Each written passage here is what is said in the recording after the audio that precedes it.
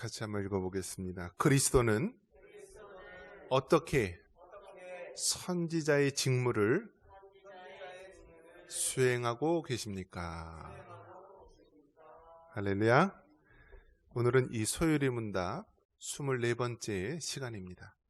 그리스도는 어떻게 선지자의 직무를 수행하고 계십니까? 라는 것입니다. 자, 예수님은 이 세 가지 중요한 직무를 가지고 있습니다. 바로 세 가지 직무는 왕이고 선지자이고 제사장으로서의 세 가지 직무를 가지고 있습니다. 우리가 예수님을 우리가 뭐라고 얘기하냐면 예수 그리스도라고 이야기합니다. 사실 예수 그리스도라고 했을 때 이름은 무엇이죠? 예수님이고요. 그리스도는 이름이 아닙니다. 그리스도란 무슨 뜻이냐면은 기름 부음을 받은 자라는 의미로서 바로 이제 우리가 구약 히브리어 또 아람어를 통하여서 메시아라는 말로 잘 알려져 있습니다. 그래서 예수 그리스도라고 했을 때 예수님은 그리스도이십니다. 예수님은 바로 기름 부음 받은 자, 구약에 그 예언했던 메시아, 기름 부음 받은 자라는 의미를 가지고 있습니다. 그래서 우리가 예수 그리스도라고 했을 때 순수하게 이름은 예수님입니다. 예수님. 그리고 그리스도는 메시아로서 기름 부음을 받은 자. 그래서 구약에서는 기름 부음을 받는 그런 세 가지 중요한 직무를 갖고 있는 사람이 있는데요. 왕이 그렇습니다. 왕이 되기 위해서는요, 기름 부음을 받죠. 그래서 선지자 사무엘이 그 어린 다윗을 기름을 붓지 않습니까? 왕으로서 기름 부음을 받는 것. 또 선지자, 하나님의 말씀을 전하는 이 선지자도요. 그 하나님의 선지자의 직무를 감당하기 위해서 기름 부음을 받습니다. 또 제사장, 제사장은 누가 될 수 있죠? 레위 지파 중에서 바로 이제 그 레위 후손 속에서 제사장이 되는데요. 제사장이 될 때 아무나 되는 것이 아니라 바로 기름 부음을 받는 특별한 직임을 받은 그런 사람만 되는 것이죠. 그래서 대제사장은 한 명입니다. 한 명. 근데 예수님 시대에는 이제 타락해가지고 대제사장이 이제 2명 있을 때도 있었고 그랬는데요. 대제사장은 딱 한 명이죠. 그래서 제사장이 되기 위해서도 기름 부음을 받게 되는 것이죠. 그래서 여러분 이 기름 부음을 받는 것, 이것이 우리가 상징적으로 나타나는 것이 무엇이냐면 안수입니다. 안수. 우리가 이제 지난 며칠 전에도 노회에서 이제 정기 노회 때 목사님들 되는 그러한 임직을 했습니다. 그래서 목사님 되기 위해서 했을 때 이제 노회에서 이제 강도사에서 신대원을 마치고 또 목사고시 합격, 강도사고시, 목사고시 합격해서 되신 분들을 이제 정기노에 가을 때 이제 안수를 해서 목회자로 세우게 되죠. 자, 이 안수라는 것이 무슨 의미가 있을까요? 안수 기도를 받는데요. 이게 바로 기름 부음을 받다라는 의미를 가지고 있습니다. 주의 종, 목회자로서 되기 위해서 그렇게 안수식을 통하여서 마치 구약에 나오는 그러한 제사장이나 선지자와 같이 기름 부음 받는 의식을 우리가 상징적으로 우리에게 보여주고 있습니다. 또 무엇이 있을까요? 우리가 이제 교회 일꾼을 세울 때도요. 장로님들 세울 때 어떻게 하죠? 장로님들 임직할 때도 안수를 합니다. 그래서 그 뜻이 무엇이죠? 안수를 받는 그런 사람이죠. 안수를. 그래서 장로님 될 때도 안수를 받음으로써 하는데요. 그 의미 자체가 바로 구약의 기름 부음을 받고 그 귀한 직분을 감당하듯이 그런 의미를 가지고 있는 것입니다. 자, 그리고 집사 중에서도 안수 집사가 있고요. 서리 집사가 있어요. 무엇이 다르죠? 안수 집사는 항존직으로서요. 장로님도 마찬가지입니다. 항존직으로서 은퇴할 때까지 계속 하는 거예요. 그만큼 믿음이 어떻게 해야 돼요? 좋아야 되는 거예요. 믿음이 오락가락하는 사람은 주면 안 되는 거죠. 직분을 주면 안 되는 거죠. 그래서 적어도 이 사람은 하나님을 향하여서, 교회를 향해서 충성된 자다라고 하는 그러한 확신이 생길 때 장로로서 우리가 안수를 하고 또 안수 집사로서 안수를 하는 것입니다. 반면에 서리 집사는 뭐죠? 서리 집사는 모르는 거예요.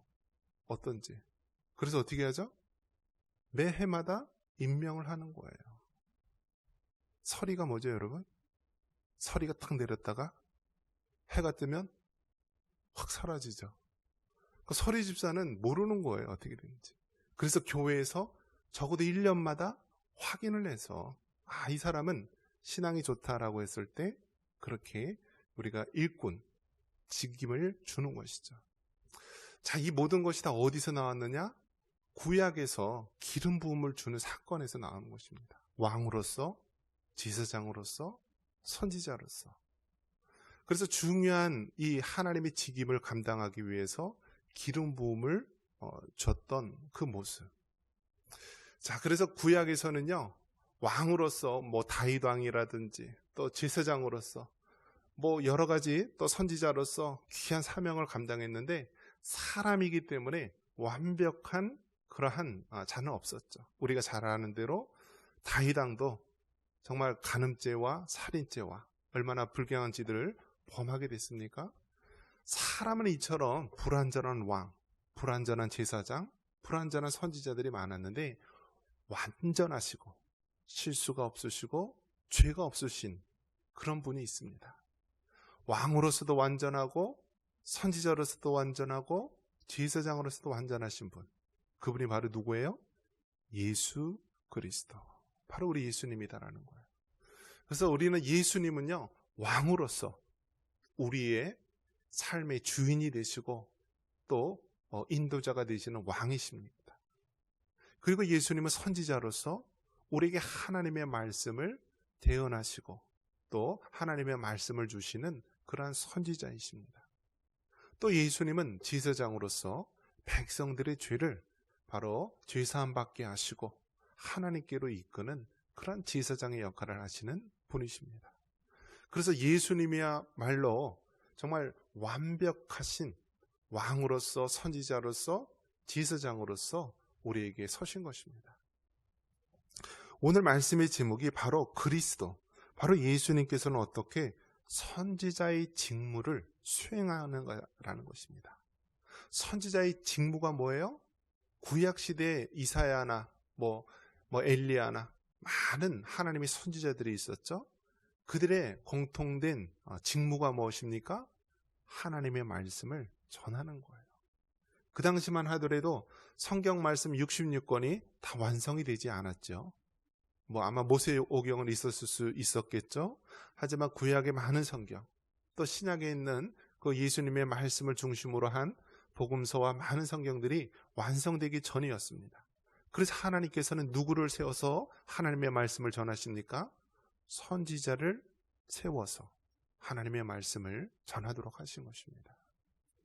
자, 예수님께서 어떻게 선지자의 직무를 수행하고 계신가라고 했을 때 바로 예수님께서는 이 선지자의 직무, 하나님의 말씀을 대언하고 전하는 직무를 바로 말씀을 통해서 성령님을 통하여서 바로 행하셨습니다. 한번 따라해 보겠습니다. 말씀을 통하여서 성령님을 통하여서 선지자의 직무를 수행하신 것입니다. 자, 예수님은 하나님의 말씀, 지금은요 성경책에 별로 그런 구별이 없었는데 한때 예전에 이 성경책 보면은 예수님의 말씀을 여러분 빨간색으로 이렇게 했던 거 기억나십니까? 오늘날에도 이제 그 성경이 그런 성경이 있는지 모르겠는데 예전에 신약 성경에 보면 신약 성경 중에서도 예수님이 직접 말씀하신 그 부분은요 이 검정색 글씨가 아니라 빨간색 글씨로 쓰인 적이 있습니다. 자, 예수님께서 하신 말씀, 그래서 예수님의 탄생과 또 예수님의 공생애, 십자가의 죽으심, 부활하심, 승천하심, 이처럼 예수님의 모든 일대기를 적어 놓은 것이 무엇이죠? 바로 복음서입니다. 복음서. 자, 이처럼 작게는 어떻게 해요? 예수님이 직접 하신 말씀도 있고요. 또 넓게는 어떻습니까? 넓게는 우리가 성경 66권을 하나님의 말씀, 우리 주님의 말씀이라고 말할 수 있는 것입니다. 그래서 예수님의 이 선지자로서의 사명은 외적으로는 어떻게 해요? 바로 하나님의 말씀을 통하여서 선지자의 사명을 감당하고요. 내적으로는 어떻게 사명하나요? 어떻게 선지자의 직무를 감당하나요? 성령님을 통하여서. 한번 따라해 봅니다. 성령님을 통하여서. 바로 외적으로는 하나님의 말씀을 통하여서 선지자의 직무를 감당하시고요. 내적으로는 성령님을 통하여서 이 선지자의 직무를 감당하도록 하신 것입니다. 여러분, 성경 말씀은 이미 수천 년 동안 우리에게 전해 내려왔던 것이고 수많은 언어로 다 번역이 되어서 많은 사람에게 전해져 있습니다. 예수님을 믿지 않는 세상의 많은 사람도요, 성경책을 사서 구입할 수가 있어요. 그냥 서점에서 인터넷으로 성경책을 구입할 수 있어요. 예수님 믿는 사람만 성경을 볼 수 있는 게 아니라 세상 사람도 얼마든지 관심만 있으면 성경책을 들어서 볼 수가 있겠죠. 자, 외적으로 하나님의 말씀을 우리가 얼마든지 들을 수가 있고요, 볼 수가 있습니다. 그런데 그 모든 말씀이 진정 우리에게 생명의 말씀, 능력의 말씀, 변화의 말씀이 됩니까? 그렇지 않다라는 거예요. 성령님을 통하여서 이루어지는 거예요. 바로 예수님의 이 선지자적인 사명, 선지자적인 이 귀한 역할을 외적으로는 하나님의 말씀을 통하여서, 내적으로는 성령님을 통하여서 그 예수님의 선지자적인 사명을 우리에게 감당하는 것입니다. 그래서 우리가 하나님의 말씀을 읽을 때요, 바로 성령님께서 우리 안에 역사하시고 예수님의 그 선지자적인 그 직임을 통하여서 우리 마음에 감동이 오는 것이고요, 우리 마음에 눈물이 생기게 되고요, 내가 정말 죄인이구나, 내가 정말 하나님 앞에 이렇게 벌레만도 못한 자이구나 라면서 자신을 철저하게 돌아보게 되고요, 그리고 그 하나님 말씀 앞에 무릎 꿇고 우리가 다가갈 수 있는 것입니다. 그것이 어떻게 가능해요? 성령님을 통하여서. 그렇기 때문에 여러분, 하나님의 말씀을 대할 때 두렵고 떨리는 마음으로 대할 수 있기를 바랍니다. 여러분, 지금 이제 전쟁이 일어나지 않습니까? 여러분, 이렇게 세계에 돌아가는 이 모든 것들을 보면 나랑 상관없지, 우리랑 상관없지, 그렇게 보시면 안 돼요. 왜 그렇죠?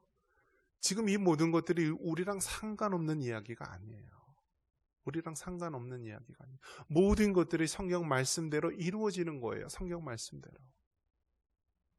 바로 우리 예수님께서 오시기 이전에 바로 이 땅에 기근과 지진과 전쟁과 전염병과 난리의 소문이 막 일어나고, 그런 와중에서도 이 천국 복음이 계속 지구촌 곳곳에 전파되는 거예요. 그 지금 전쟁 한복판에 있는 이스라엘의 예루살렘은 3대 종교의 성지라고 하는 곳입니다. 그 3대 종교가 뭐예요? 바로 유대교가 있고요, 기독교가 있고 또 이슬람교가 있는 거예요. 그래서 이제 세상 학자들이 바라보는 그 역사를 보면은요, 이스라엘 구약의 역사가 얼마나 됐나요? 한 주전 1600년 그 정도로 보고 있는 거예요. 그러니까 주전 한 2000년 정도로 우리가 BC 한 2000년 정도로 보고, 또 그 이후에 한 2000년이 흘렀죠. 우리가 2023년. 그러니까 한 3600년에서 4000년 정도의 이 기간이 흐른 것이죠. 성경의 기간을 보면은. 기독교는 무엇을 얘기하는 거죠? 구약의 성경을 인정하면서 구약에 약속했던 메시아가 바로 예수님입니다 라면서, 바로 예수님의 탄생서부터 우리가 그 기독교의 그 중심, 중심을 알려주고 있는 거예요. 그래서 여러분, 기독교라고 했을 때 예수님을 인정하지 않는 것은 기독교가 아니죠.